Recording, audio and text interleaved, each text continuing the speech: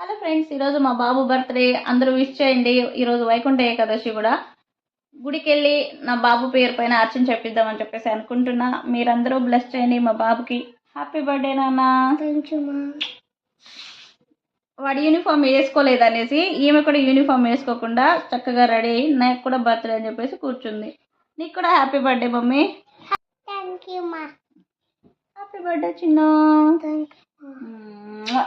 నేను టెంపుల్కి తీసుకొచ్చి బాబు పేరు పైన అర్చన చెప్పించి ఆశీర్వాదం ఇచ్చి, అలాగే పక్కనే రాములవారి టెంపుల్ ఉందన్నమాట. అక్కడ కూడా పూజలన్నీ జరుగుతున్నాయి.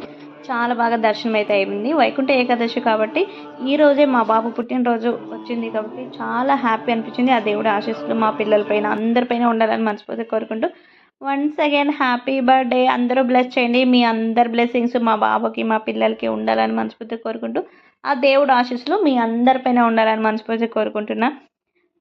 నా ఆశ కూడా పోసుకొని నా పిల్లలందరూ నిండు నూరేళ్ళు చల్లగా ఉండాలి.